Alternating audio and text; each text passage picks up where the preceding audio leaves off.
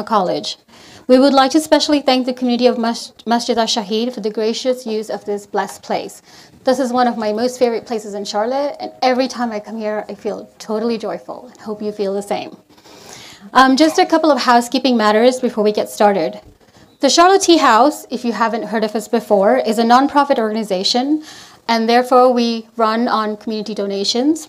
Our events are open to everyone. We invite you to join us to have a conversation about religious and community matters. And we ask that every time you come, please bring a friend.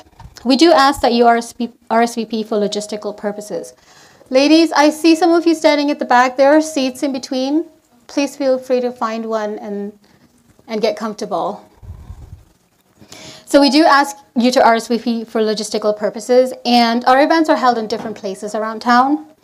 Event details are usually sent out by Evite or posted on our Facebook page. If you wish to be added to the Evite list, please either see myself or Sean Ahmed. Sean, are you at the back? Okay, Sean's way at the back. So see one of us, please, and we will be sure to add you to the Evite list. We do offer complimentary childcare for children ages 3+ at our events, and we do recommend that children who are mature 12+, based on your judgment as a parent or guardian, sit together with us here. So if there are any children who need to go to childcare today, it's at the back on the room to the left. We have restrooms outside in the hallway in case anyone needs to use them. The men are on the left and the women are on the right. We also have tea and dessert outside, so please help yourselves. Without further ado, tonight we're here to have a conversation about the challenges of the LGBTQ+. This is a highly sensitive topic, and I would like to remind myself first, and then all of you, that we're here as students of knowledge to learn, to reflect, and to understand with an open mind to a scholar who has dedicated his life to the pursuit of knowledge, learning, and teaching. Our beloved Prophet Muhammad ﷺ came to perfect human character. So let us be sure to comport ourselves with the greatest of adab, or good manners, in our dealings with each other and the community around us. After the talk, there will be time for Q&A. Please keep your questions concise and to the point in the interest of time, so we may take as many questions as possible. Let me introduce you all to our speaker tonight, Dr. Abdullah Ali, who has traveled from California to be with us this weekend. Dr. Abdullah Ali is the founding director of the Lamppost Education Initiative and a lifelong student of the Islamic tradition. He is a faculty member of Zaytuna College in Berkeley, California, and specializes in Islamic law, theology, and Hadith science. I have to mention that Zaytuna College is the first accredited Muslim college in the United States. Dr. Hamid Ali holds a PhD in Cultural and Historical Studies in Religion and an MA in Ethics and Social Theory from the Graduate Theological Union. He obtained his BA in Islamic law from the prestigious Al-Qarawiyyin University of Fez, Morocco. He also served as the full-time Islamic chaplain at the State Correctional Institute of Chester, Pennsylvania. His research interests include the interconnection between law and identity, formation, comparative Islamic law, and Islam's role in the modern world. Before I turn the mic over to Dr. Abdullah Ali, Zaytuna College would like us to fill out some survey cards, which I will go ahead and hand out now. So if you could please give these back to me or to the front desk before you leave, that would be greatly appreciated. Thank you.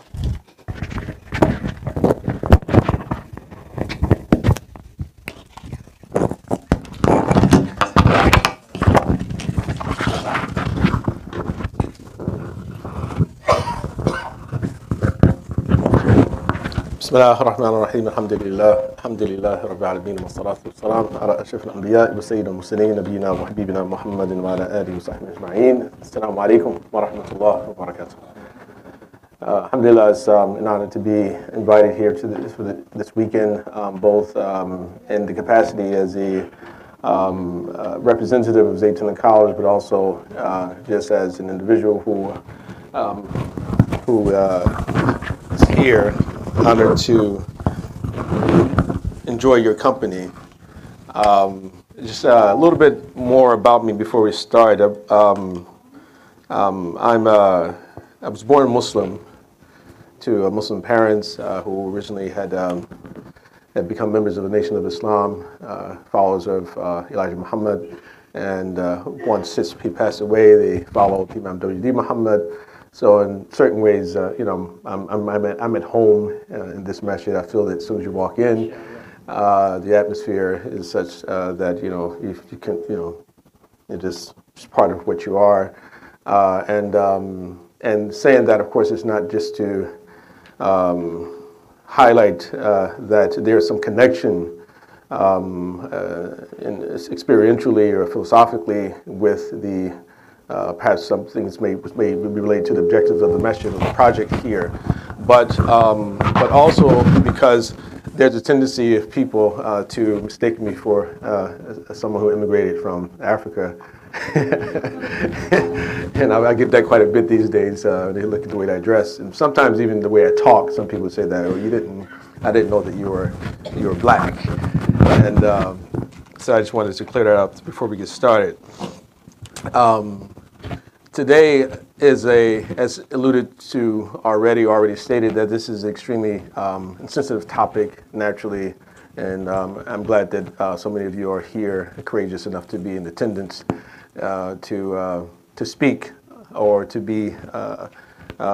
take part in this particular presentation.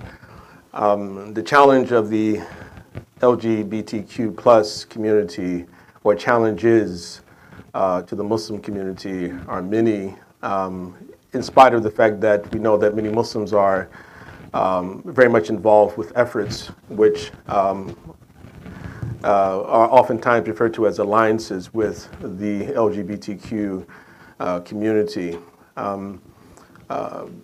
Back in about 2010 or 11, I wrote an essay entitled "The Homosexual Challenge to Muslim Ethics."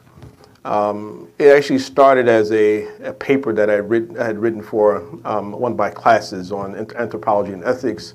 And my professor was a Catholic, and there were some disputes that there was somewhat of a clash that I had with some of my gay classmates in an earlier class when I was working on this. And so which would have led me to do research on this particular matter. And fundamentally what I was attempting to do in that particular essay was to study or offer at least a list of theories which exist, which explained whether or not there's a biological cause for homosexual activity. Since I had written that particular piece, and the intention wasn't to be offensive, naturally, even though there was an individual who actually did take offense to me just simply writing the paper itself, and eventually I made it into a public piece and I added some Islamic elements to it.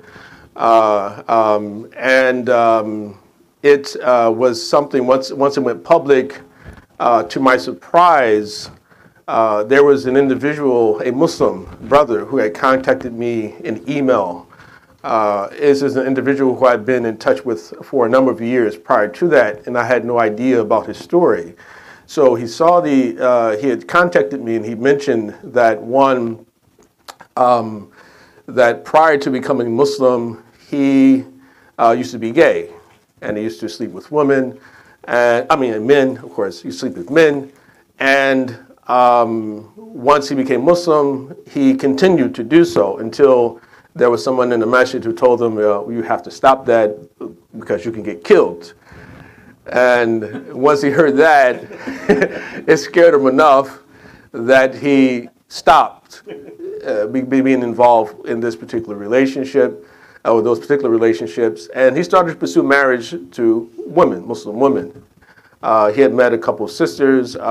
Each particular time, the individuals who were aware of his past had come to the sister and had stated, "Well, do you know that this brother was gay?" And each time the sister would break it off. And so I found it was a very sad story that he had been telling.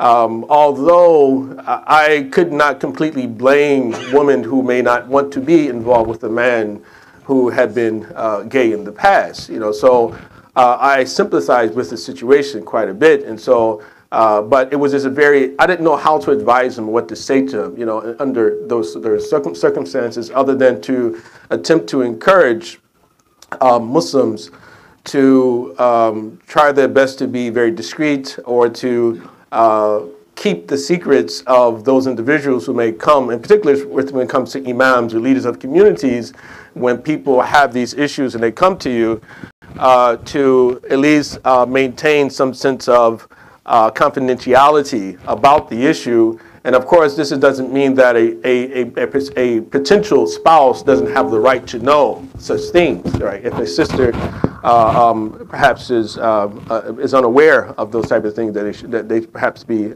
made aware of it. But in terms of, we shouldn't go out into the community and sort of blurt out these issues and spread the word around. So-and-so used to be gay. Another brother had contacted me about this article, and this situation was different in that his mother was a lesbian, and he struggled with that for a long time. But he felt that once he had read my article, that it helped him to understand his mother better. And so he sent me a message, and he told me that it really helped him to understand what perhaps was going on with his mother a bit better.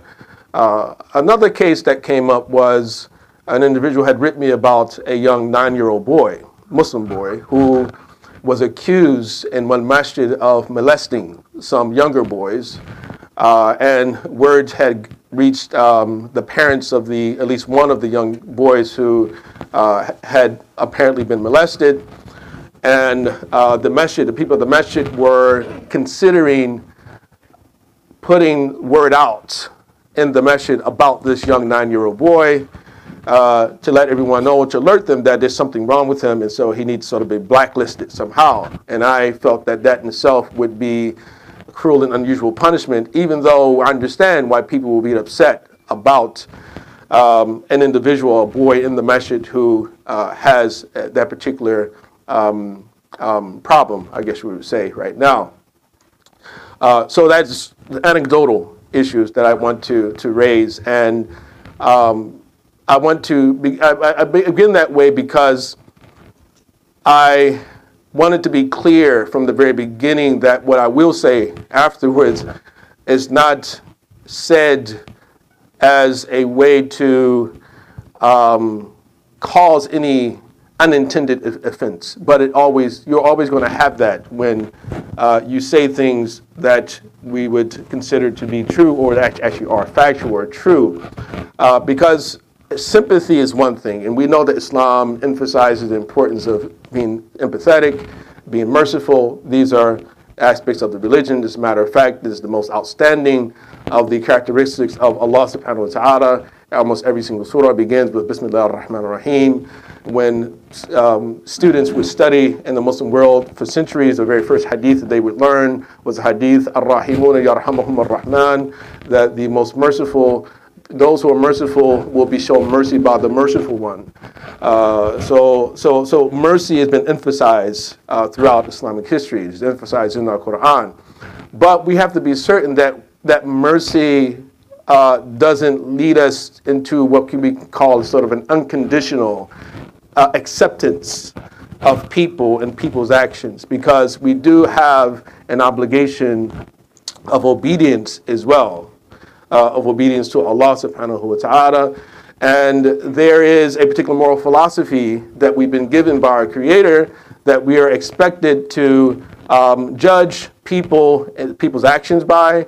And there's a certain type of moral code that we're expected to live by as well, right? So when we find ourselves in these situations where certain things are being demanded of us, like acceptance or full embrace of what has been called now the LGBTQ IA lifestyle, then which actually are much of multiple lifestyles realistically, because every letter means something, and I'm going to go through each letter, that we have to be very careful about how this compromises our commitment to our God, our commitment to our messenger, our commitment to our religion, and then even more than that is our commitment to our children.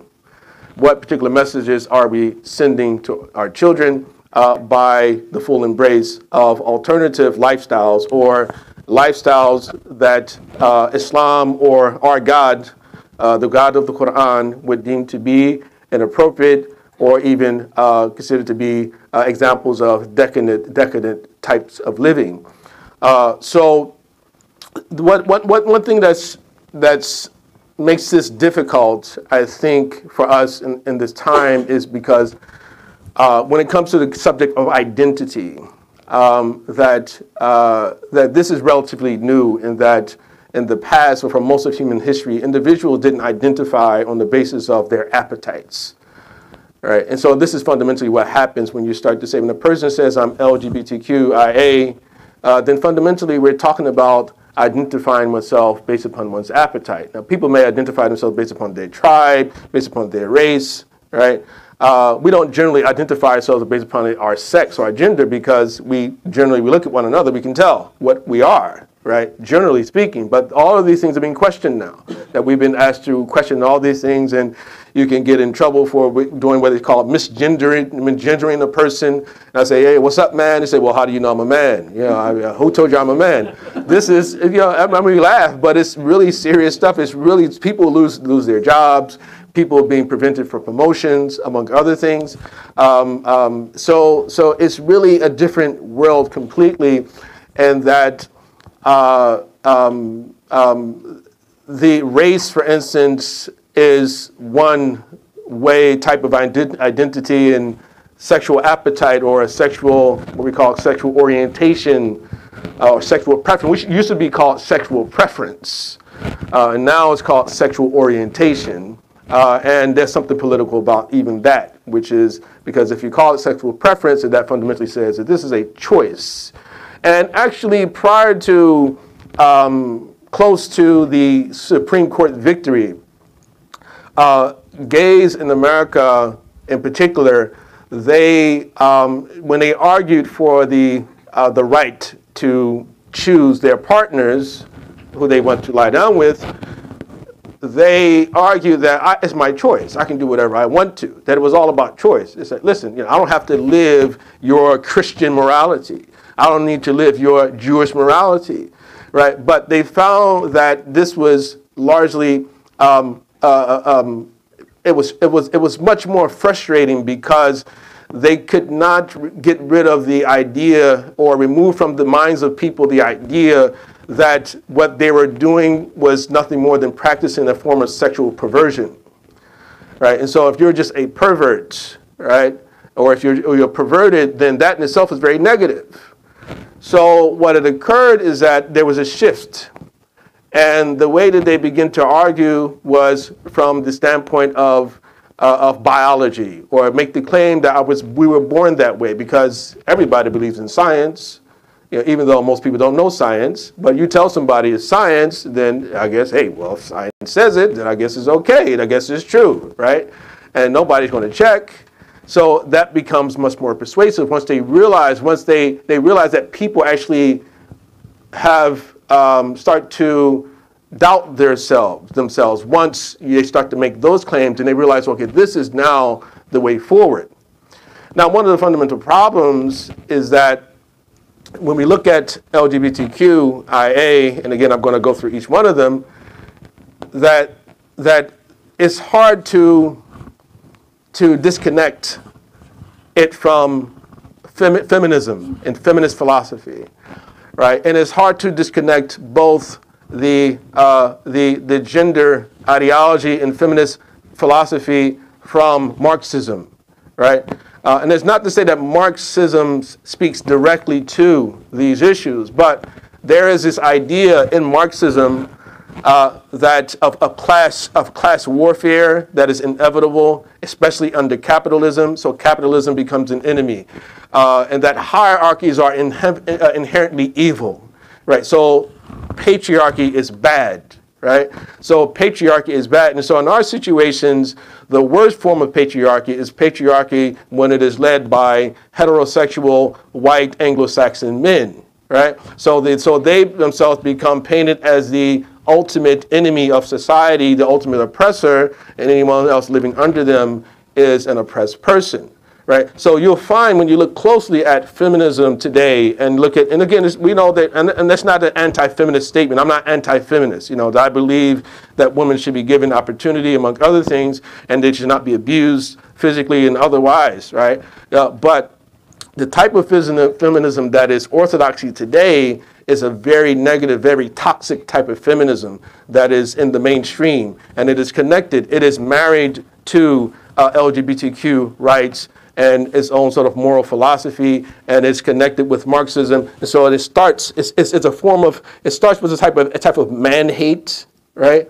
And then it's sort of, you know, this what we call sort of intersexual feminism. This idea that there are multiple ways that an individual can be oppressed. You can be oppressed because of your race, or also because of your gender, and oppressed because of your sexual orientation.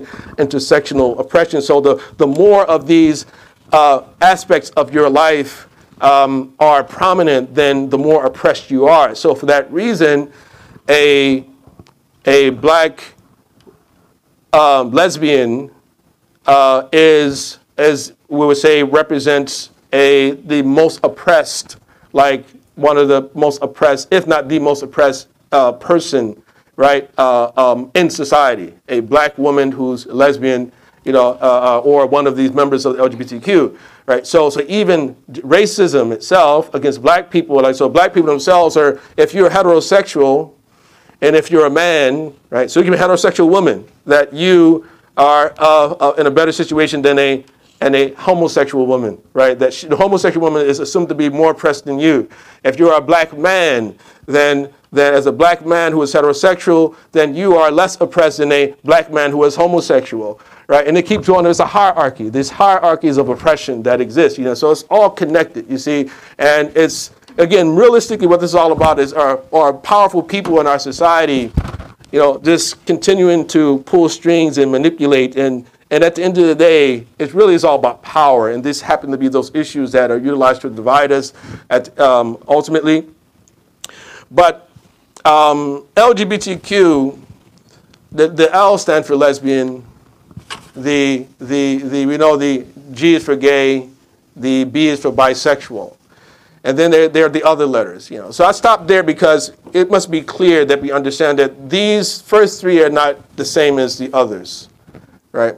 They're not, and so right now there's a clash between all of these letters of the members of this group right now, right? Because lesbians, gays, bisexuals, and even though, according to scientific research, most people who are bisexual actually are more inclined in one direction or not, based upon certain experiments that have been conducted on multiple peoples to judge whether or not they have reaction to certain types of imagery or not. You know, that people may say they're bisexual, but realistically they're more oriented either in one direction or the other. We just make the claim they may interact with both sexes, but you know, they actually are attracted to, most of the time, attracted to more than one the other. So fundamentally, people are gay or lesbian in that sense when it comes to these three particular categories. But once it comes to the T, right, transgender, this becomes extremely problematic, especially for feminists, because most of the transgender people are men who are claiming to be women, right? So I'm a woman trapped in a man's body, for instance. And so right now what we see happening in society is that certain individuals are being allowed into women's specific spaces. Like, you know, that there are men allowed into women's, biological men allowed into women's bathrooms, biological men allowed into women's sports, right? So boxing. They have men boxing women, dominating, punching women in the face and cracking their skulls, right? And then they say, no, I'm not a man, I'm a woman. Because of why? Because I think I am. And they're being accommodated along the way. There actually was an incident that happened last year, I believe it was, where a man was convicted of a crime and then claimed he was a transgender. They put him in a woman's prison. What does he do? He rapes 4 women inside of the prison. Right? So again, there's a difference between, I'm saying now all of them are problematic for us as Muslims, right? But some of them much more severe than others. But a person who may be gay is not necessarily psychotic, not necessarily an individual suffering from some type of mental illness, right?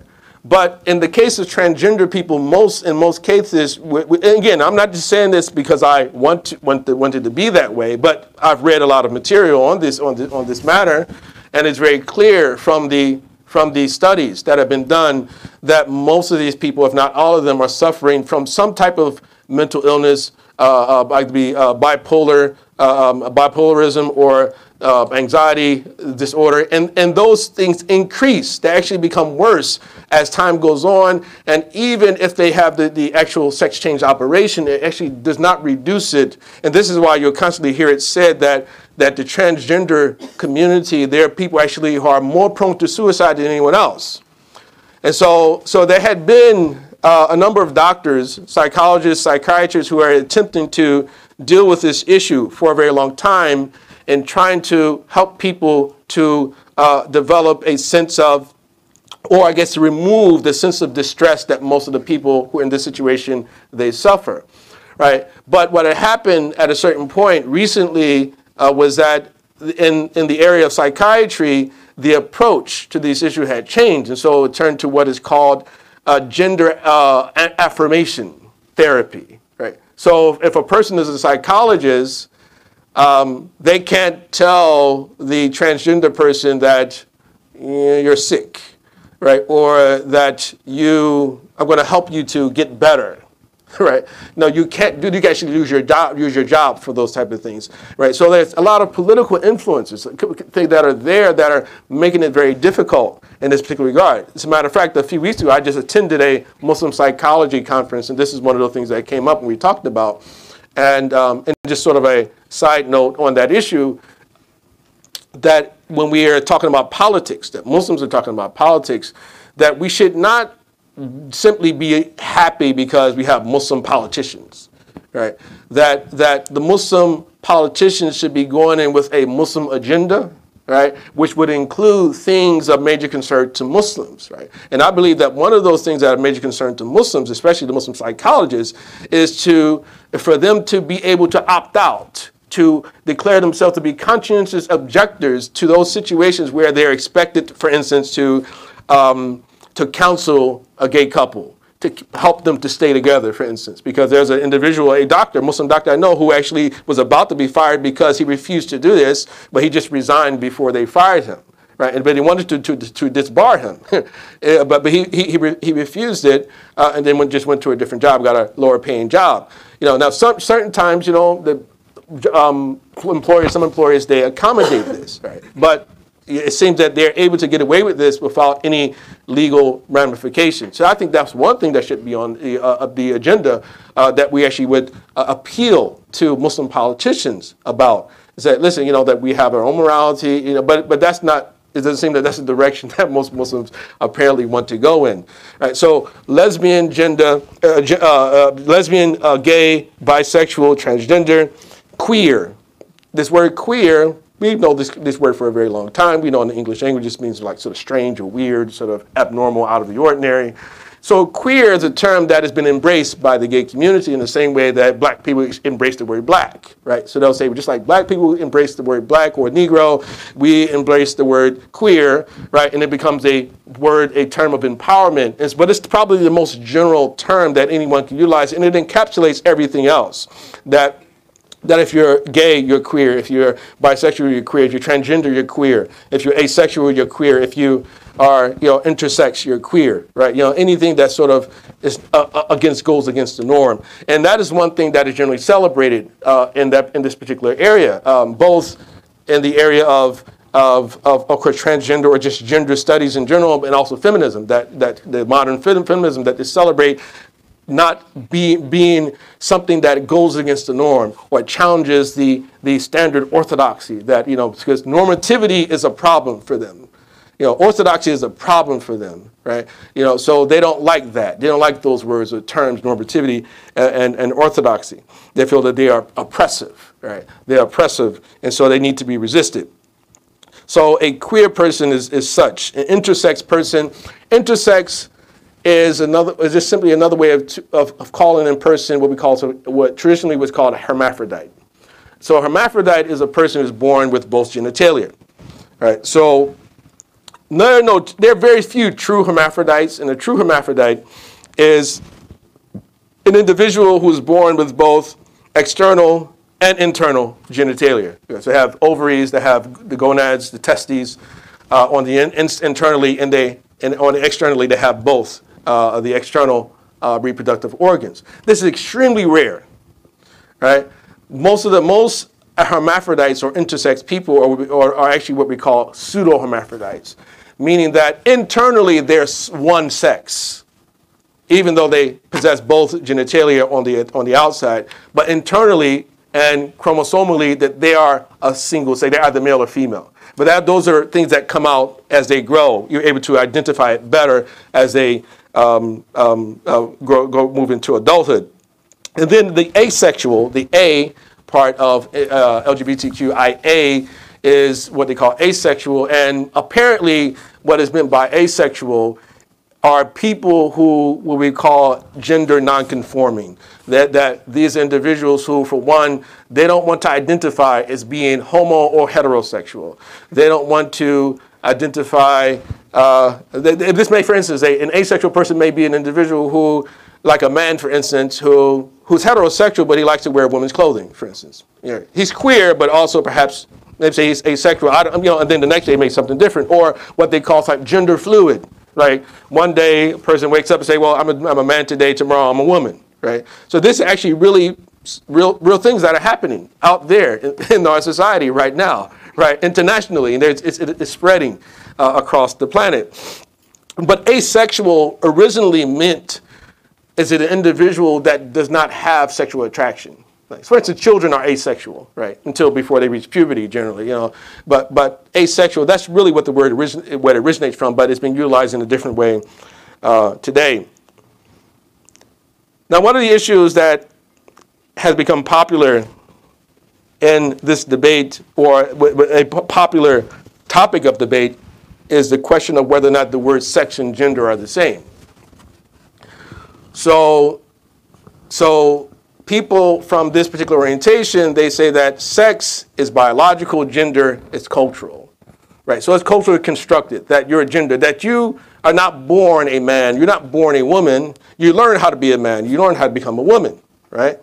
As far as your sex, that's biological, that you are born with a certain type of reproductive organ, and that is what we call sex, right? And there's some truth in this statement to say that, okay, that sex is biological and gender is cultural, or the difference between what we call nature and nurture, right? So gender becomes nature. Sex, nature, natural, gender, a result of nurture, and that there's some validity to it. In that we do know that there are different ways to be a woman. There are different ways to be a man, depending on the culture, right? There are different ways to be a man. There are different ideas about manhood that exist as well, right? Some ideas about manhood include the man not changing diapers, right? Or the man not, I'm not going to kiss my children, right? Especially not my boys. I'm not going to kiss them. Of course, hopefully that won't kill them either, you know. But again, that's also the fact. That's like a Freudian slip is like. It's actually helpful now because it reminds me of what was the case in Arabia during the time of the Prophet ﷺ. That it was a sign of manhood to have a boy, you know, and sometimes it's a sign of shame to have a girl, to the extent that some people will bury their daughters, right? So there are different types of manhood. We know that, and there are different ways of being a woman, different types of womanhood, you know. But that includes even dress too. Like some cultures, men and women's dress are indistinguishable from one another for the most part, right? But in most cultures, you find there's a distinction between men and women's dress. Right? So in that sense, yes, there is definitely a cultural aspect to what we call gender, right?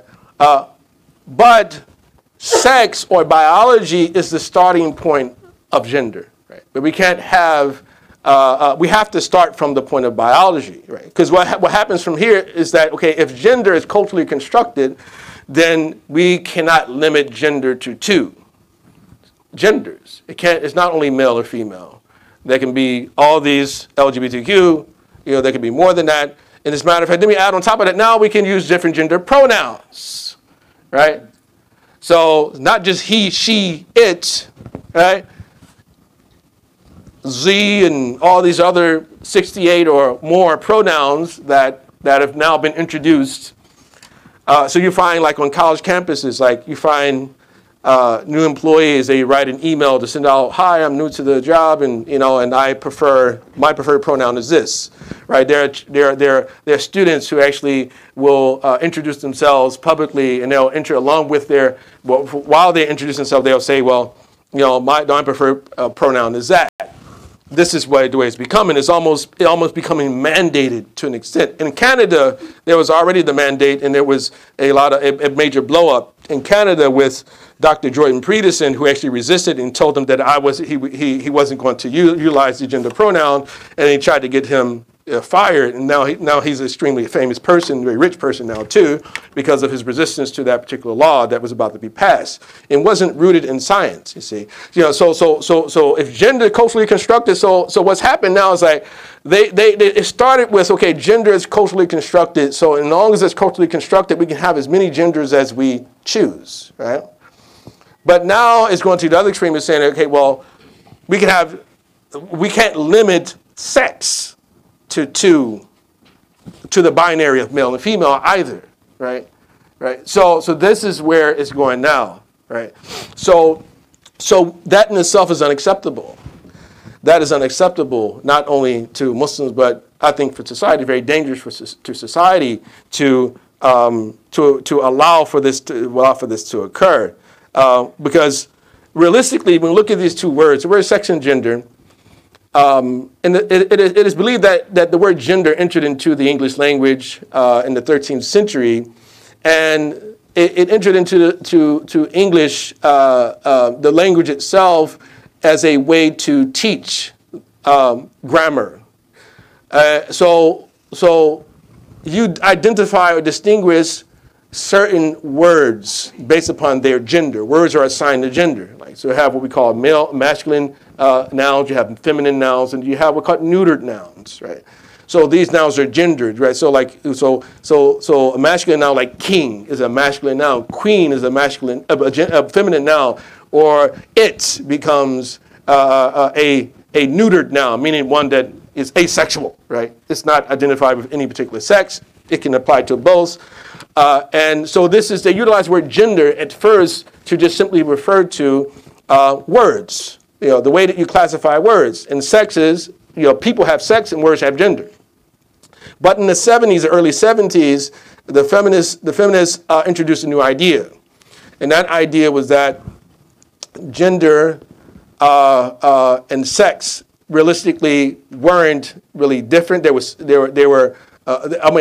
different in such that one is biology based, the other is culturally influenced. And so we've been living with that, and that's been on the rise. And so now today, when you ask a lot of people, they'll tell you that that's the fundamental difference between the two. And it's not that words can't change, or the meaning of words can't change, or the application of words can't change. We have every right for them to change. We do it all the time, especially in hip hop, right? It's like, well, every time you turn around, there's a new word. And I have to ask my daughter nowadays, what's that word mean? I should be hip, but, a new word comes out. I have to ask her what's meant by this word and what's meant by that word, but we do it all the time. I mean, it's normal, but when it becomes a situation where you're promoting it as this is something which must be accepted, that in anyone who doesn't accept it is either a bigot, a racist, or a homophobe, right?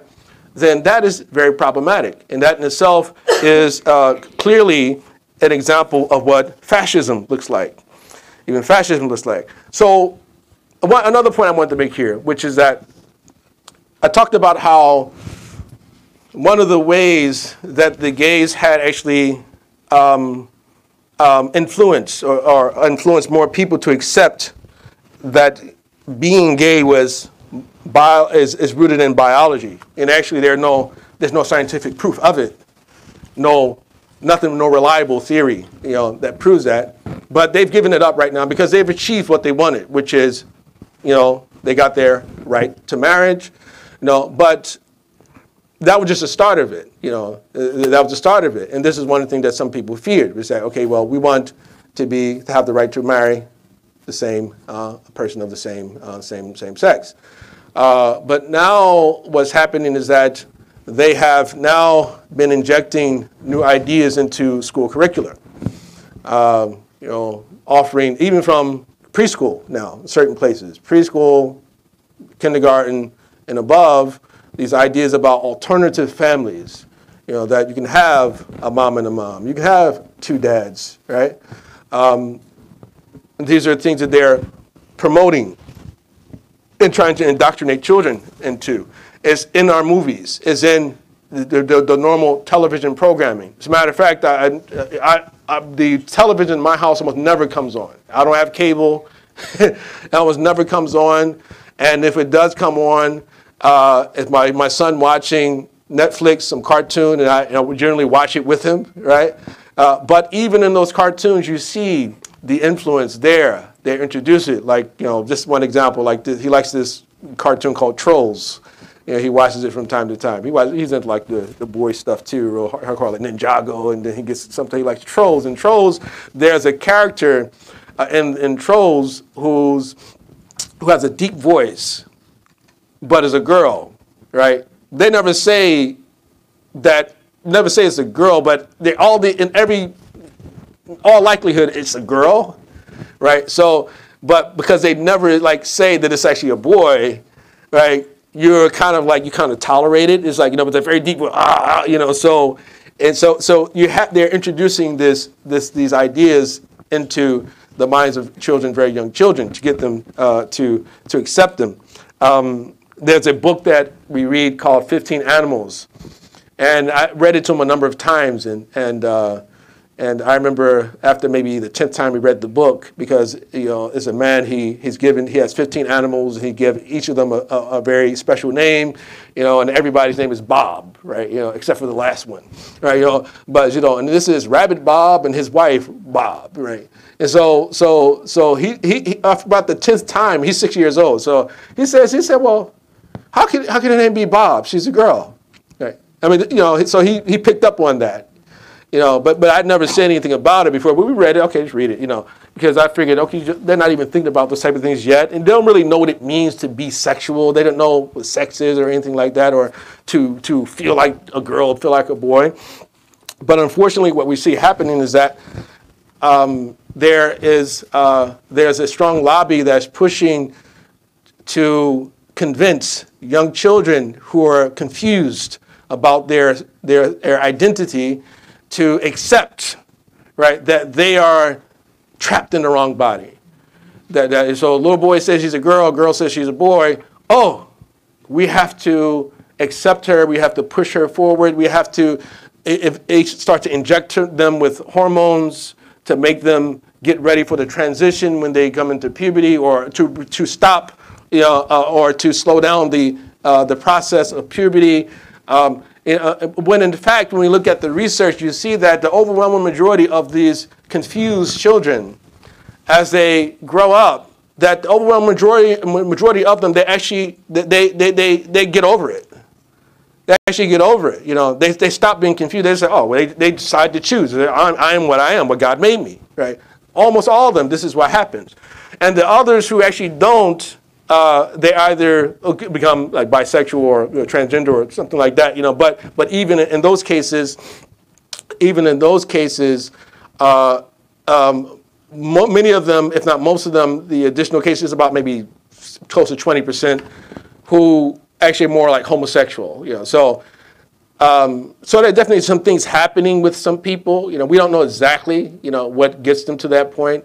There's not enough research that has been done, or enough interrogation into the lives of people to see if there are there's trauma that has led to these sort of things, But we've been told a lie that this is science, when in fact it is not. It's not. And I think, and I'll end with a couple of things before I open up for questions. One, what needs to be understood about gender identity disorder, which is called gender dysphoria, which used to be called gender identity disorder, and the DMC, the American Psychiatric Association's playbook. They changed the name of it once they decided to take this alternative approach to it, to affirming gender. They call it gender dysphoria. That individuals who are transgender in particular, these are people who are more prone to suicide, to anxiety, to bipolarism, and that's even after they have surgery, if they do ever have surgery. There's some transgender, men transition from women, women transition to men, and the men are worse off. The men are the worst in these situations, that they are more prone to all of these problems. They have greater health risk in general, that that of the children who enter adulthood who continue to suffer from this confusion, most of them become gay, right? They actually just simply become gay.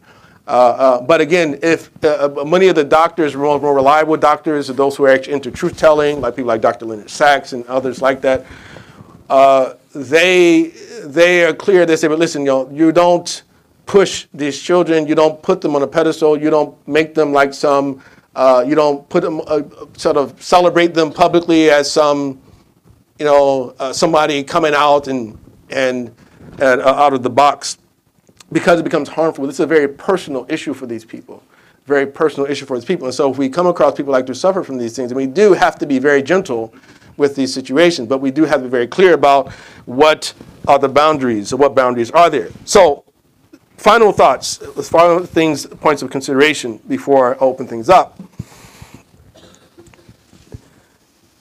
When it comes to compassion, that for us, compassion does not mean that I affirm someone in harm that they're doing to themselves. That just as we would not accommodate a person who is addicted to heroin or crack or a drunkard, right, or an adulterer, right? We don't accommodate those people, right? Or sex addict, right? Or a prostitute, right? We don't accommodate those people in the same way we can't accommodate other people who are involved with things that are sinful. Now, of course, if a person has same-sex attraction, that in itself is not a cause for condemnation. That in itself doesn't mean that the person is a bad person, right? Doesn't mean that if that occurs to you, right? But what Islam expects from you is for you to not to act on your urges. That first tells you what urges are vicious in nature, that these are vicious, these are harmful urges that you receive. But those urges are not to be acted upon. You are to resist those urges. As a matter of fact, there's a great reward that comes in resisting those urges. Man hamma bisayyi'atin falam ya'malha katabaha Allahu indahu hasanatan kamila. That whoever gets the urge of doing a bad deed and then does not do it, then Allah records it as a complete good deed. So Allah is calling us to resist urges. Right? وَأَمَّا مَنْ خَافَ مَقَامَ رَبِّهِ وَنَهَى النَّفْسَ عَنِ الْهَوَىٰ فَإِنَّ جَنَّتَ هِيَ الْمَأْوَىٰ. Whoever fears standing before his Lord and resists or prevents his nafs from acting on his lusts, then Jannah will be the refuge. That is what the Quran tells us. So the Quran is telling us that we are to not celebrate, or we are not to feed our appetites. We are not to obey our appetites. But we live in society, in a culture that'll tell you, just do it, right? Obey your thirst. Just do it. I mean, that's what we're being told, right?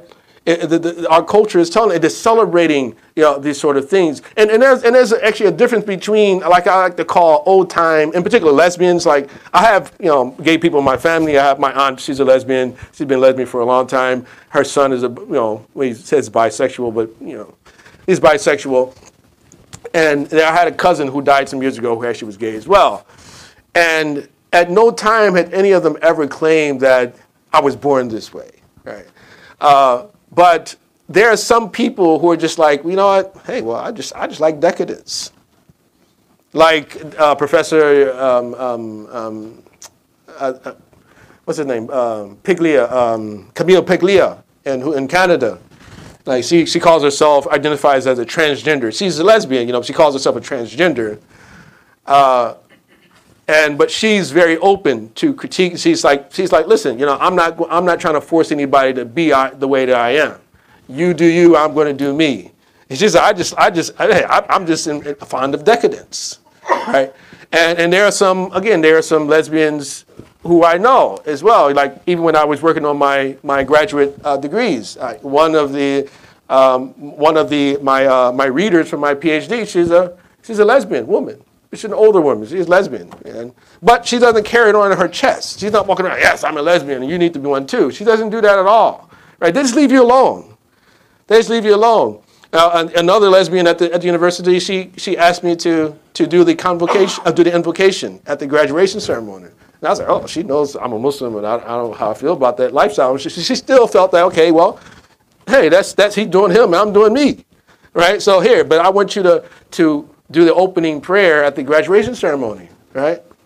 So there are people who, they don't share our religious beliefs. They don't share our morality, but they at least, they leave us alone. But the problem right now today is that both the people that Muslims generally are, quote unquote, working with, and those in general society who may not even be gay, who actually have been indoctrinated into this ideology, that they won't leave you alone, right? That you have to see it this way. If you don't see it this way, then you are, again, bigot, racist, homophobe, right? That's what you are. You just get those labels. No debate. No debate about anything. No debate about science. No debate about, what supports your argument. There's no debate about inconsistency, because you can't start off and say, okay, well, gender is culturally constructed, except for with transgender. You get me? So it's like it's culturally constructed, has nothing to do with biology. But transgender people are born the way that they are. So once a young child starts to think that they're supposed to be of the different sex, the other sex, then we have to affirm them. We have to tell them to come out, and we have to later help them to get their sex reassignment, right? So it's this inconsistency, incoherence, logical incoherence, right? But they don't care about that, you see? And so you can't even have a conversation with them. And I would just, again, caution Muslims who are working with people like this, because I'm quite sure that if you've been working with them, they've said enough to let you know that you're not going to be out there representing any Islamic morality when you're working with them. They're not going to let you get on the mic, behind the mic, and say that, yeah, even though I'm a Muslim and Islamically I don't approve of this type of lifestyle, I'm still going to help them get their civil rights, right? They don't let you do that, because the type of Islam they want is an Islam that is domesticated, the kind of Islam that is molded by them. It's their Islam. That's the type of Islam they want. They don't want Islam where you can listen. You say, listen, we can work together on this, and that, and that. Well, in this issue, I'm sorry, my conscience does not allow me to help you in that. I can't help you, make it okay for you to marry a same sex, or for you to promote transgenderism amongst children, or alternative family models. I can't. I say, listen, I respect your right under a secular government that you can do that, but you have to do that alone. But if it's something that directly connected with us, with Muslims, oh, sure, you can help us out. We can work together on that, as long as it's not related to this stuff you're talking about. As long as you're not expecting me to come out and say that I accept that it's okay for people to live like this and to celebrate. There's nothing for you to be ashamed of. Well, that's very problematic. As a Muslim, how are you going to get as a Muslim and you say there's nothing to be ashamed of if a man is sleeping with another man? Right? That's nothing to be ashamed of. It's like, well, you don't truly believe that. And the proof you don't believe that is that if I were to ask the average one of you, would you be okay if your children was gay? And I'm not going to ask for any hands, raising your hands. Right? And if your child is gay, let's say, or it's not gay, would you want them to be gay? No. Nobody's going to raise their hand and say yes, which is proof you really don't believe that, right? So why do we get up there and we start to say things we really don't believe, right? Right? So again, it's not about being, and that's not being offensive or being abrasive or being disrespectful.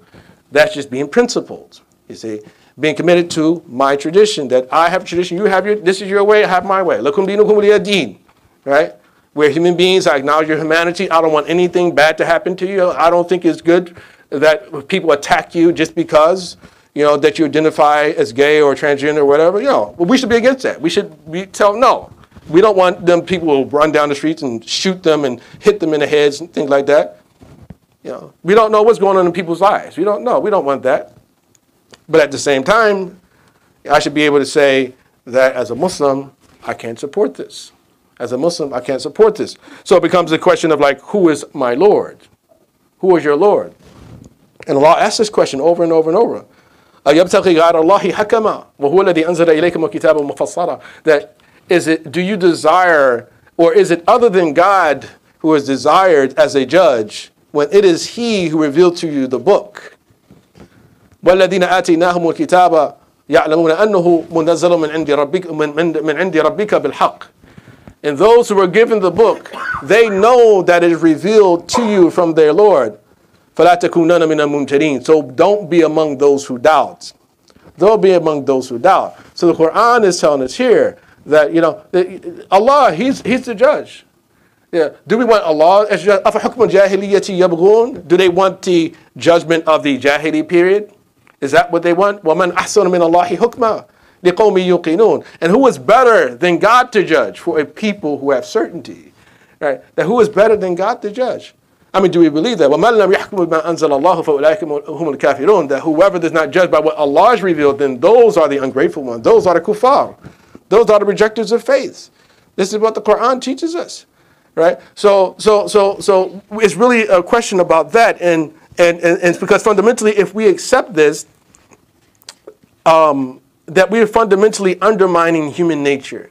We are undermining the purpose for which Allah subhanahu wa ta'ala created us.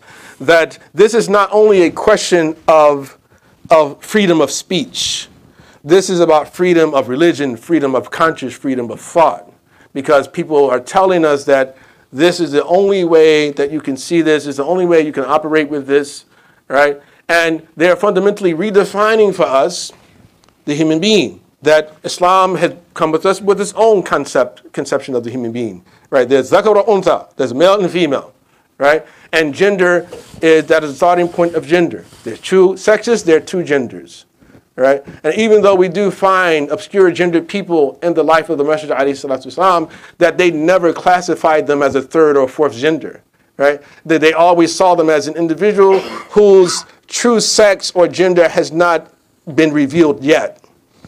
And so, for instance, there was a man known as Heat who used to be in the presence of the Prophet's wives. They used to sit with them.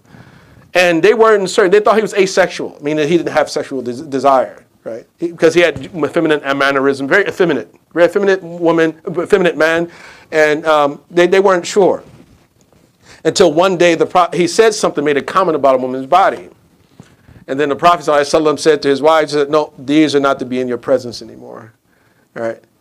Because he realized now this man, he has sexual desire. And he's been looking at these women day after day after day, right? So this is a man, right? So he has sexual desire. They thought he didn't have sexual desire. He wasn't attracted to women, right? And so then the wives pleaded with him.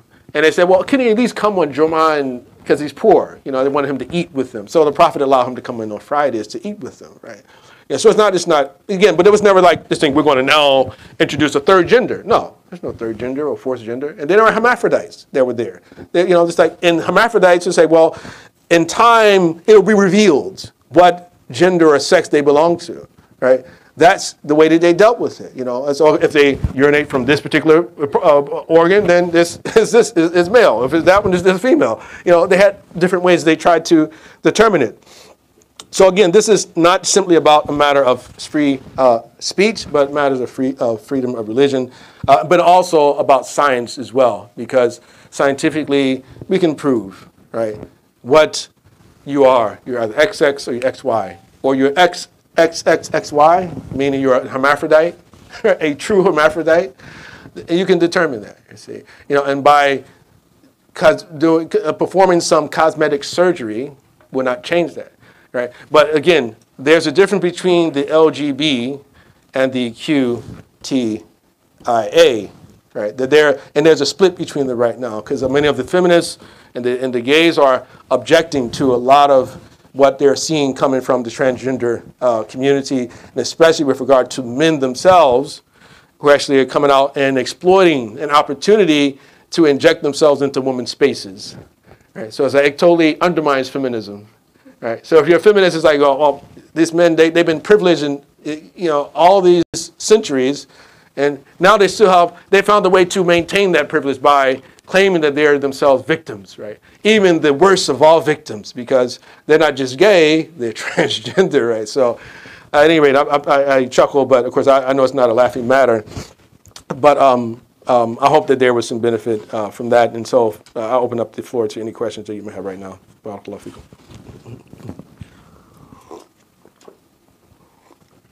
Yes. Mm-hmm. You've said several times that things like you said bisexuals are either gay or lesbian, or tend to be either yes. gay or lesbian. Mm-hmm. And you also said that people who think that they're transgender end up usually really being gay. So that tells me that gay is a thing. Well, no, the individuals who actually are young in their youth, who actually are confused, right? As they grow up, many of them just become gay when they get older, right? Yeah. And so we'll use, for this conversation, we'll use the word gay to represent gay, lesbian, and men and women. Mm-hmm. So I know a lot of gay people who say that they were born that way, that they wish they weren't that way. Mm-hmm. So if it's not, although it's not biological as far as the chromosomes and the DNA, how do you account for the fact that there's people who wish they were not, but are? Oh, well, how do you account for people who are addicted to heroin who want not to be addicted to heroin? I understand. So there's a difference between, it's not a denial that gay people don't exist or that sexual attraction, same-sex attraction doesn't exist. It exists. But the question is it biological? There's no scientific evidence, no theories that's proven that it's biological, right? And there are multiple theories out there. I mean, reincarnation, the sort of being able to guess it based on the index finger compared to this finger. There's masturbation theory. There's a lot of different theories about like what leads to people who become gay, right? Okay, so that was going to be my next question. So, because if it's not, it can't be proven to be biological. If it was to be proved that it was some type of biological scientific thing, then in theory it could be fixed because it's a biological thing. Yeah. Well, no. If it's biological, in theory, it can't be fixed.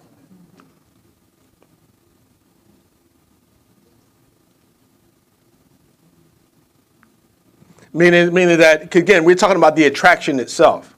So there are two levels here. We're talking about on the level of attraction, then the level of actually choice. It's a combined element here, So again, if an individual is addicted to cigarettes, for instance, now I may not be smoking a cigarette right now, but I want to. Now, but once I'm ready, once I find me a cigarette, I make a decision about whether or not, and then not just that, it's like, well, I don't like Marlboros, I like Cools or Newports, right? Yeah, that I like a certain type of cigarette that I'm actually oriented towards. You understand? And these people, when it comes to, again, it's appetite. The human appetite is there. So human beings, that all of us have the appetite. But the question now becomes like, who is it oriented towards? What type of person? When I look over this way, I'm aroused, or I look this way, I get aroused. Then that itself, many people are affected by that. You see? Yes. We cannot control arousal. Well, you can and you can't.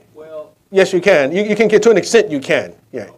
Yeah. Talk yourself into it. Okay. Well, no, that's not. No, it's about imagery because things influence and incite arousal, right? But go ahead, make your point. Go ahead, finish. Yeah. I'll listen to you. Go ahead. Yeah. take a young teenager, Uh-huh. full of hormones. Mm-hmm. That young teenager, on his or her own, cannot control the flow of the hormones, okay? Well, indeed not, because that itself, it happens on its own, but something triggers it. What triggers it, right? It's triggered by something. It can be triggered by fantasizing, and fantasizing itself, and also, I'm not really understanding why you're a bit peeved. Yeah. No, I thought you were finished, so that's why I started to speak again. But go ahead.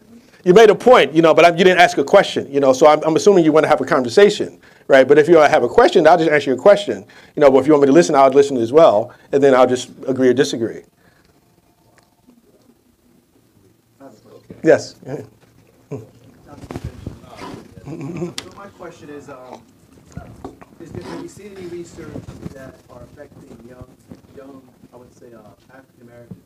Because when I go to different malls around the country, it seems as though there's more of an epidemic with the young people, and they haven't developed enough of they're still developing their own ideas, and they're still maturing. So have you seen any studies that this fad is happening where they haven't even gotten to the point to identify intellectually what's happening?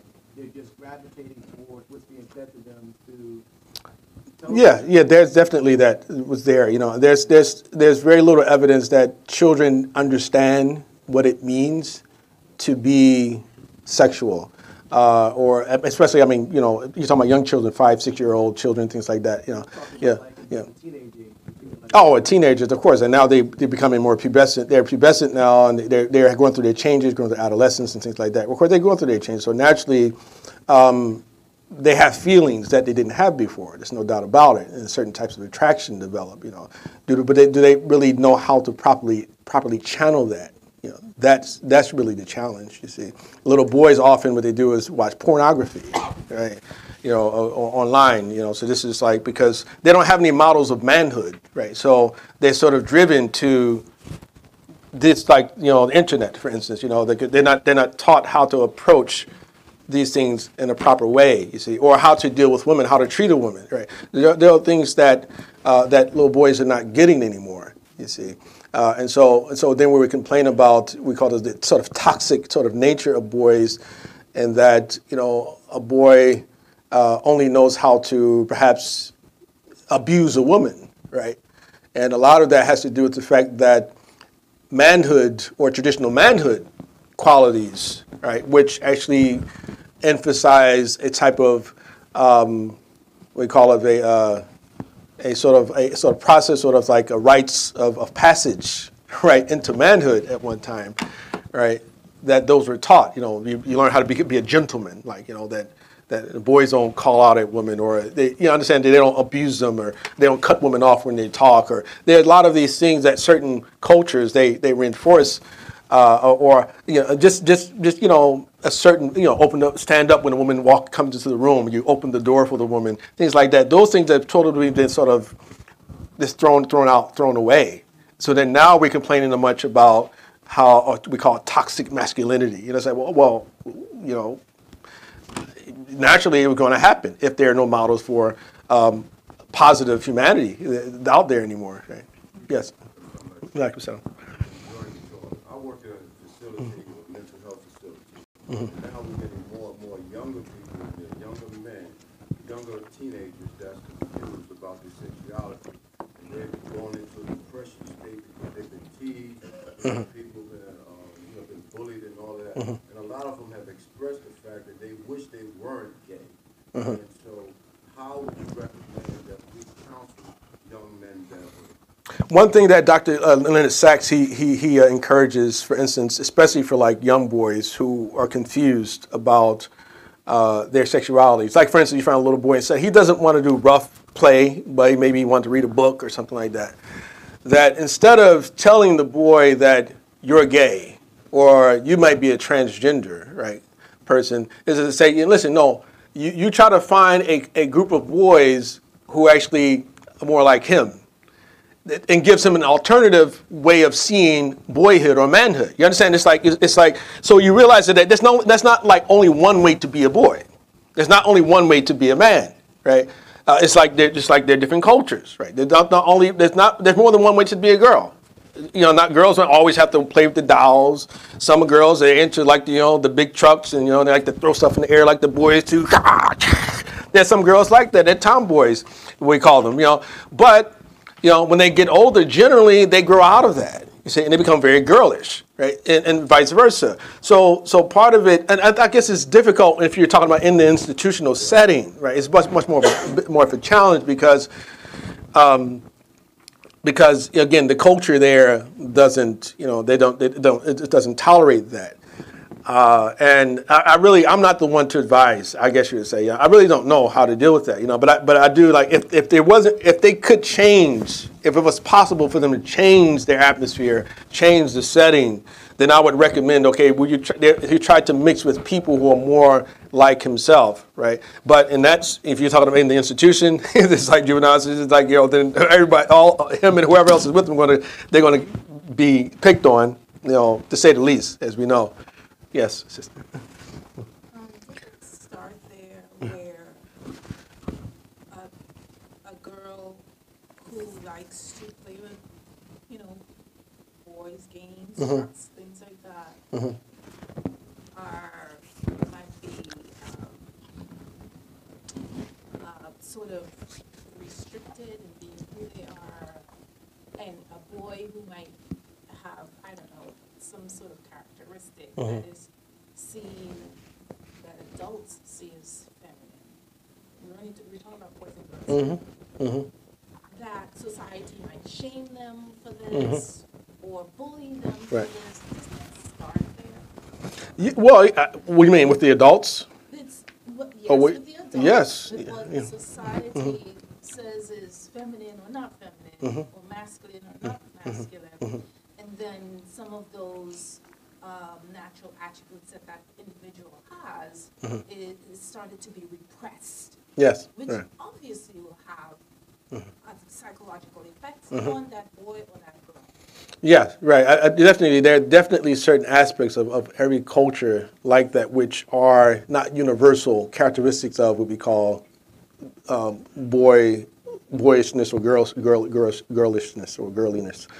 Yeah. So, but there are some things that are universal, which actually are connected with biology, right? That for most boys and most girls, and so testosterone levels, which lead boys take more risks, for instance, generally than the girls do. Boys generally are into rough play. And girls generally are not into those type of things. Girls generally are into nurturing type of activities or communicative or social type of activities, and boys are not. Like, girls are, again, they're more social, and they're into people, whereas boys are more into objects. Our brains are sort of wired that way, generally speaking. And there are anomalies of that, naturally. But the overwhelming majority of boys, there's certain things that are biological that lead them to be that they are, and girls the same way. But I do think it's important for us to understand that when the anomaly appears, and this is a point, again, a point I think is a very good point that Leonard Sachs makes, is that we have to get out of the habit of seeing boys and girls as opposites. And what he means by that is that as long as we see them as opposites, that we don't allow for any sort of exchange, and that boys and girls are just different. Men and women are just different. Most of what we are is the same, right? There's certain things about us which are different, right? But we're not really opposites, right? So what a lot of times what people are resisting is like, what they see is like, oh, you're doing what the other side is supposed to be doing, and there's something wrong with that. I said, no, it's okay. Maybe this is just an anomaly. It's okay. Let them have that. Let them go and play. Let the girl go play and and smash down the house, like instead of playing with her dolls. If that's what you like to do, is smash things like boys do, hey, let her go and smash it, right? It doesn't mean that she's gay. It's just like, listen, she's just a kid, and so it just happens that Allah created one that she's just a little bit rough, right? and vice versa. A boy may not be he doesn't like to be hit, he doesn't like to hit. And he may like to, I don't know, he maybe like to read books, maybe he likes to even play with dolls from time to time, That in itself doesn't mean he's gay or going to be gay, right? But just that it's a phase that many children go through, right? And most of those children, statistically, they grow out of it in time, Yes. You mentioned a few examples of encountering this in your own family. Mm-hmm. And I was wondering if you can speak to how Muslims can handle this in their own families. I've seen examples where the person can be ostracized, and also examples of that person being completely embraced. People worry about children seeing different family models. Right. So how would you speak to being a responsible Muslim who's true to the principles and yet open to, including family members? Right, yeah. Oh, yeah. Did everyone hear the question? Can you repeat it for the Okay. All right. Well, the question, because I spoke about I have family members who are gay, and the sister asked me whether or not I could speak to how Muslims themselves could potentially deal with their own family members who may be gay. Since I myself, of course, have family members who are gay, and how I deal with them, I would say the following, but just with a caveat, So I would say that, like, one thing, what I do is, like, when I see my aunt, for instance, I hug her, I kiss her, and like, hey, I love you. Same thing with my cousin. He's a boy. He's a bisexual man, but I hug him too as well. Hey, what's up, man? How you doing? I still treat him the same way that I would treat him in any other situation. But I think the particular issue with Muslim families, especially if you have a gay family member who actually is a Muslim or grew up with a Muslim, is a bit more of a challenge here because, like I said, I don't know how I would deal with that if one of my Muslim family members, because these are people in my family who are not Muslim, right? If, like, for instance, if one of my children, if, God forbid, if something like happened with my children like that, and I'm tested that way, I don't know how I would react. But what I would imagine is that I would try my best not to be a hypocrite, and I wouldn't tell them that what they're doing is okay in Allah's eyes, right? I guess I would say that your feelings you can't control your feelings and how you're feeling. You can't, and you're not bad because you have those feelings, right? But it's just you're expected not to act on them, right? This is what Allah expects of you. And in our lives as believers as well, that the reward generally comes from resisting the urge, to act on the urge, you see. So on the level of the urge, Allah subhanahu wa ta'ala doesn't punish. It's the same thing if, like again, anybody can potentially walk out of here and go to some, I don't know, mall or hotel and run into a beautiful person. The most beautiful person you've ever seen, from the opposite sex or same sex, I don't know, whatever your orientation may be. And you're like, oh my God, I never thought about adultery before today. It can happen to any person, right? And you might have the opportunity to do that. See, but Allah says, you know what? Even though you find that person that attractive, don't do it. It makes me angry. I disapprove of it. See, and if you resist it, I will reward you for not doing it. I will give you a greater reward for not doing it. So that's what our teaching, the religious teachings are that. Not that we are to obey our passions, obey our thirsts. Islam is the opposite of that. It's called submission. Islam is submission. Okay. Yeah. Yes. I just have an observation, a little bit different direction. We live in a secular society. Yes, gay people have the right to marry, and we have to respect that. To their way out of our side. But now we're seeing a move, and it's not in Islam, but I think eventually it's going to knock on our door. Yes. Well, it's already here. Yeah. Well, what I'm saying is United Methodist Church has had a big conference where they were trying to accept gay clergy members and gay marriage in the church, not in City Hall. It didn't win because United Methodist Church is so diverse.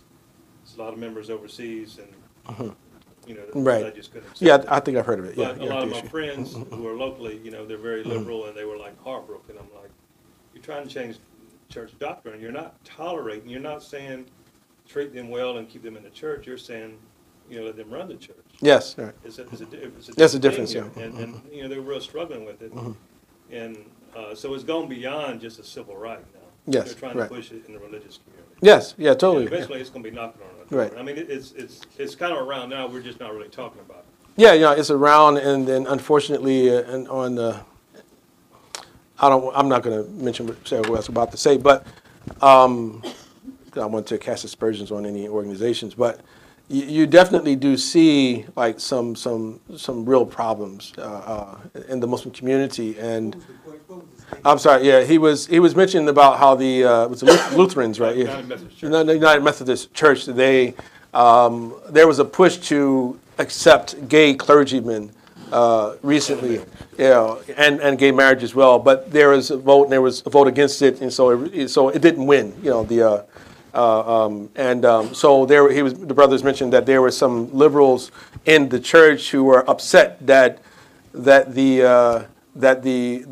didn't get the right to actually serve as clergymen and to get married into that particular system. But he was saying that it would be different if they were asking for more acceptance within the church, or more warmth, in the way that they are received in the church, rather than them coming to try to alter the doctrine of the church. Because fundamentally, that's what they're doing. They're trying to alter the doctrine. And so what he was saying is that there's a fear that a similar sort of trend is seeping into the Muslim community now as well. There are individuals who are trying to do the same thing with Islam that they've done with largely Protestant Christianity. The Catholics, for the most part, have been resistant to this up to this point. But the Pope has been a little soft on a couple of issues recently. But you can see that even the Catholic Church is sort of caving in a bit. Yeah, I think your hand's been up for a while. Yes, sir. Sheikh Abdullah, Yeah. You actually, to piggyback on the question, you actually described the pressure that's coming from the LGBTQ plus community. Yeah. A lot of Muslim elected officials, organizations, have created certain strategic political alliances. Yes. And there's been some good that's come out of that as well. Obviously, the Prophet ﷺ, such as, there's some good that come out. Just this anti-Islamophobia or some Legislation like recent that's happened yesterday. Yeah, for example. And obviously, the Prophet ﷺ, he had alliances that he made with, pagans. But what, in your opinion, strategically, how do you engage, or do you engage with this community?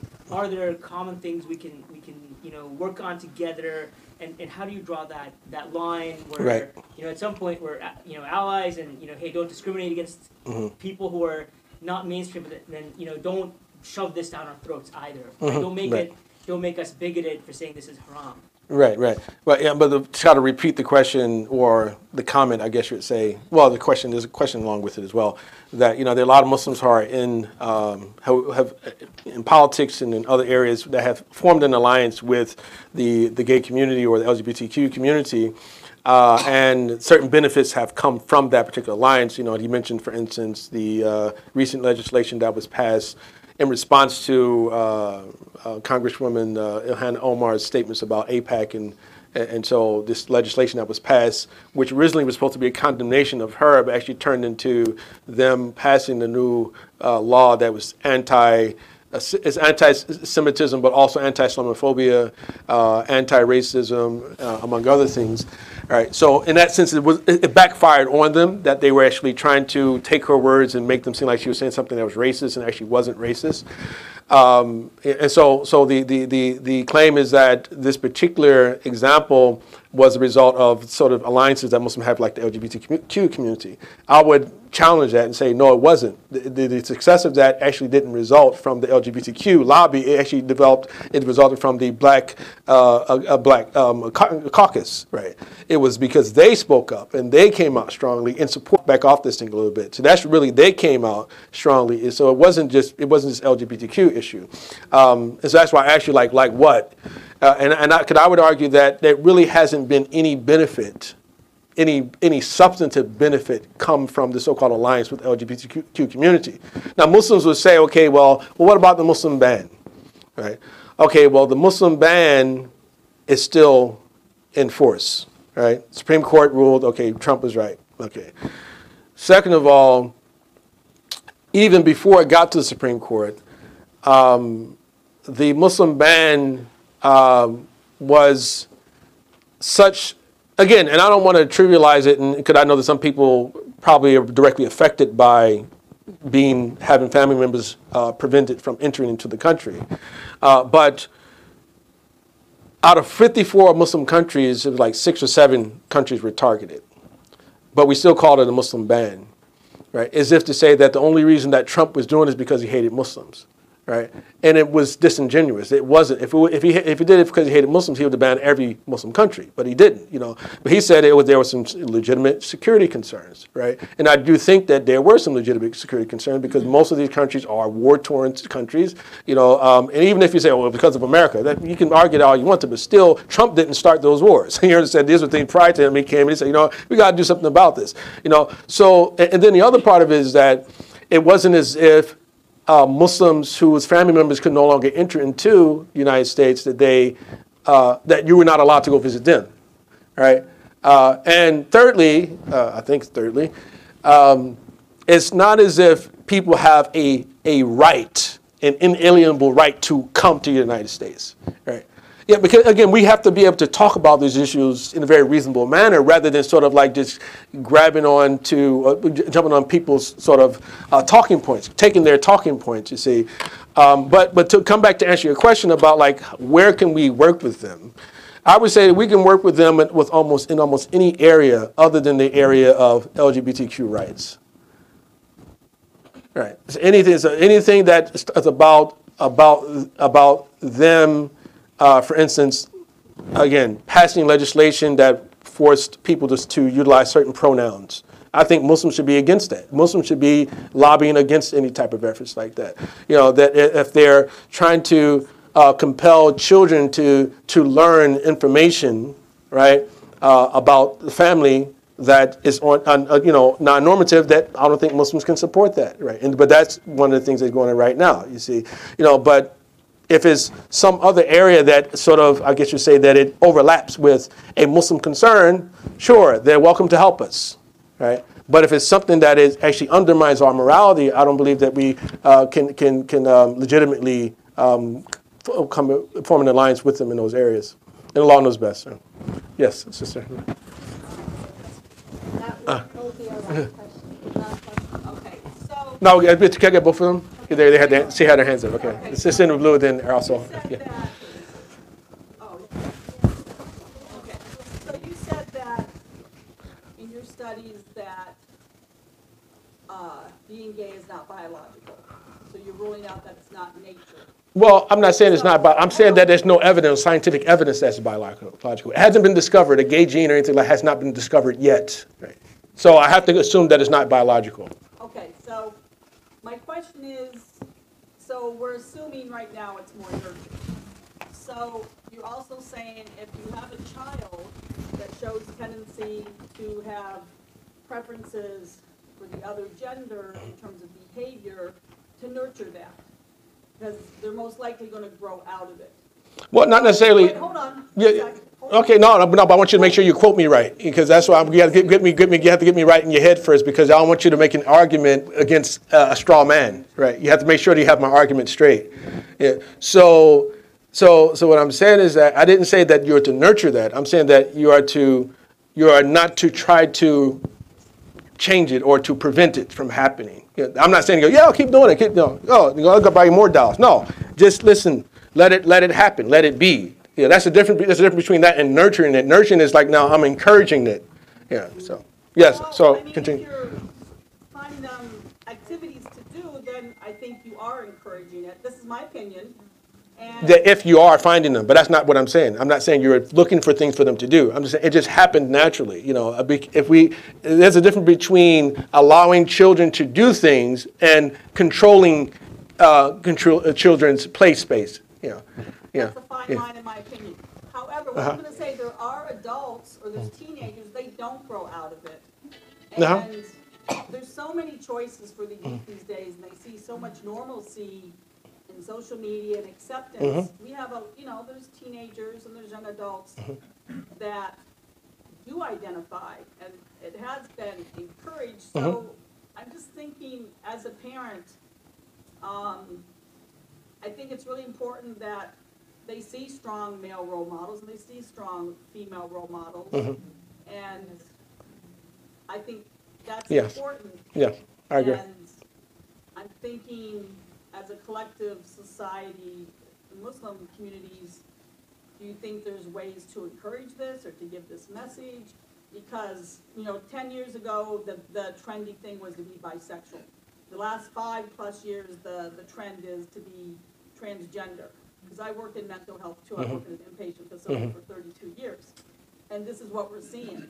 Yes. So I'm just saying, as parents, how far? I mean, you're saying don't control it, just let it be. But I think there's danger in that. Well, again, I think that, I potentially, maybe there is. I mean, I'm just mentioning to you what has been recommended by psychology professionals that I've been reading up on. This is in particular like Dr. Sachs. You might be familiar with him, Dr. Leonard Sachs. But yeah, I agree that we should have good role models, good male and female role models. I do agree with that. And talking about these things in this way, again, we have to be very careful that I'm not saying that we should be abrasive towards anyone, right? Or to or to deal with them as if like, you're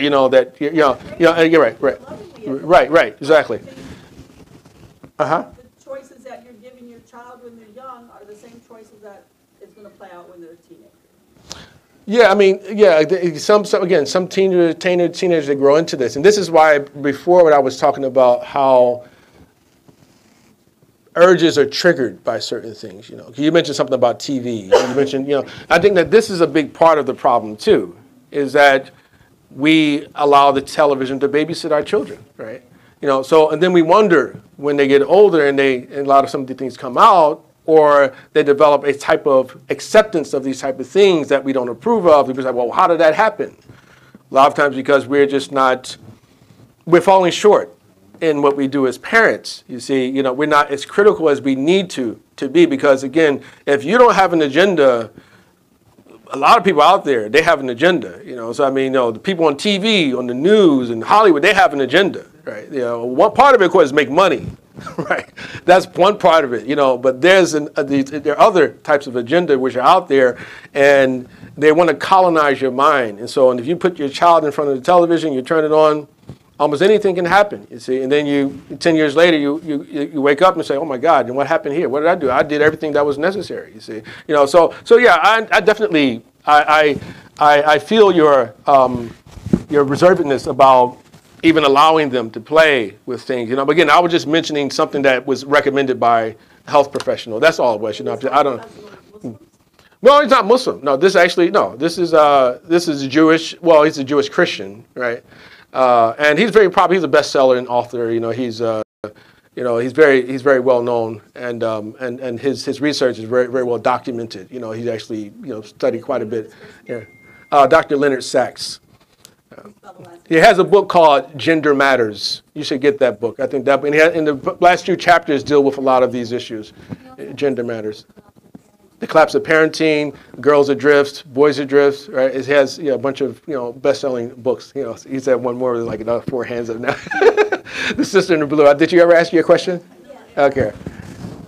In terms of, you said like, let's say an adult does, a Muslim person who wants to be God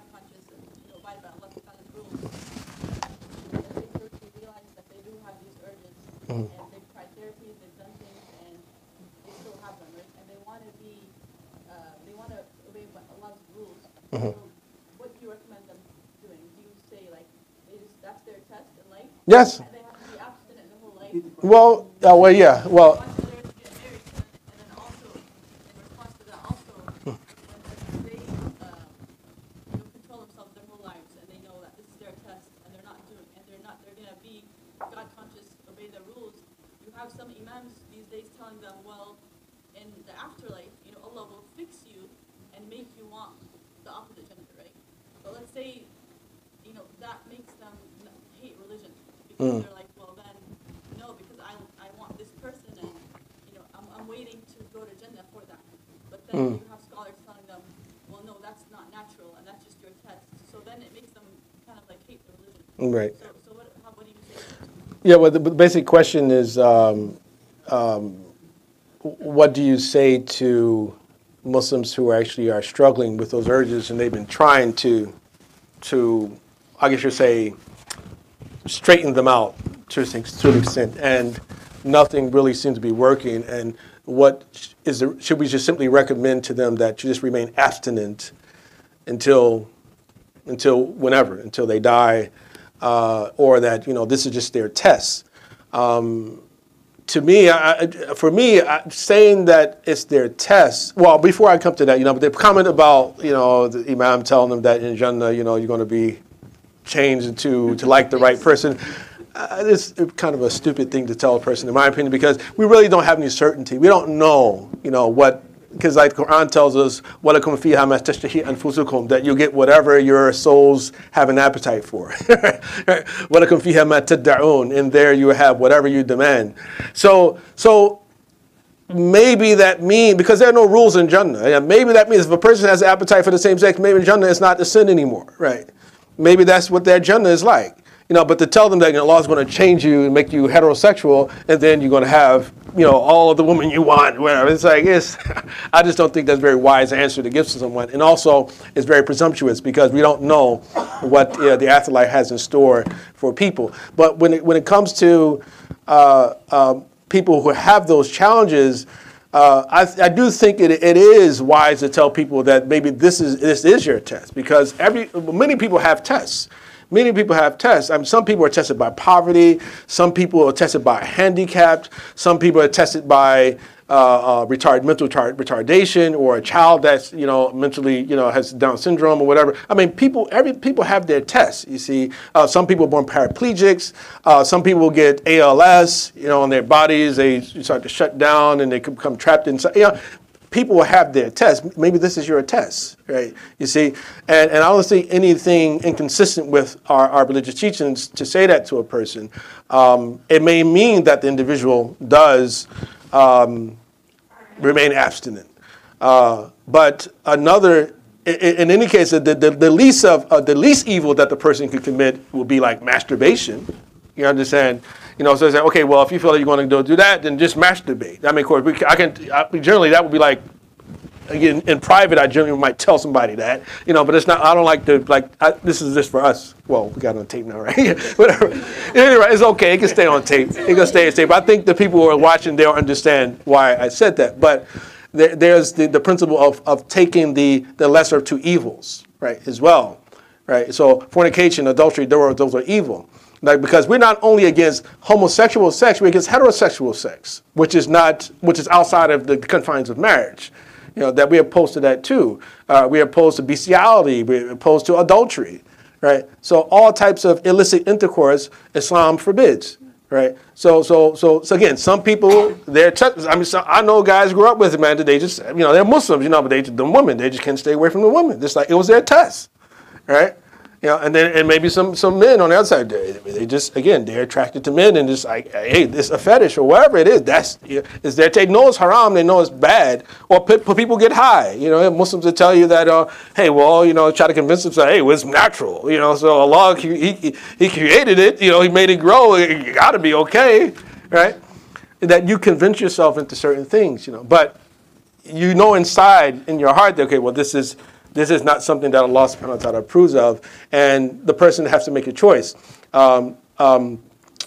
do I want the satisfaction of God or my own personal satisfaction, right? And if in the pursuit of my own satisfaction, do I displease Allah subhanahu wa ta'ala and then ultimately lead myself into deserving the hellfire, right? So I think that's an important question that people have to keep in mind as well. It's it's like who am I devoted to? What is more important? My soul, my body, my spiritual appetite, my physical appetite. And then the Prophet also told even men who couldn't get married, من استطاع منكم الباءة فليتزوج فإنه أغض للبصر وأحسن للفرج وما لم يستطع فعليك بالصوم فإنه له وجاء. That whoever is not able to get married, right, can afford marriage, then they're to fast. And fasting acts as castration. Right? So like we have recommendation from the Prophet. And this is about heterosexual men. He's talking about, listen, okay, if you can't afford it, don't go out and do zina. Don't do adultery and fornication. Fast. And if you fast long enough, the urge will just go away. It's about what you eat too. So there's the other thing too. What you watch, what you eat all those things. If you're constantly eating red meat, right, or meat in general, you eat too much of that. I mean, it's going to do something. Yeah, if you don't fast outside of Ramadan, right, you develop a certain type of, I guess you'd say, captivity to your appetite, to your urges. So we have to be people who fight our urges because success is in fighting our urges. So, yeah. Very informative evening. I'm going to call up Sean Ahmed to talk a little bit about something to do with the tea house. Thanks, Sister Miriam. Assalamu alaikum. Sheikh, thank you very much for this very interesting talk. We're always trying to do topics that are interesting, timely, topics that are challenging so that, we can engage as opposed to, talk about obscure things. And so this is very, very helpful conversation for me. One of the things I want to thank Zaytuna College. Sister Seema Duhan is here from Zaytuna College, as well as obviously the Sheikh. We really appreciate you guys coming. There's going to be an event tomorrow at MCC at 1 o'clock, and another event at ISGC at 5:15. So the Sheikh's going to be in different Masjid giving different talks. Tomorrow at 1 o'clock is a discussion on identity, and in the evening it's a family and building a healthy family and a positive family. So. American as apple pie is the topic for MCC. One of the things, just very briefly, we try to bring scholars and speakers quarterly. We try to bring the most cutting edge people that we can, and obviously there's cost associated with that. So if anyone is interested in supporting us financially, we would be very grateful. Please see myself or Brother Faris if you are interested, and thank you again for coming. Sister Sadiqa, are you here?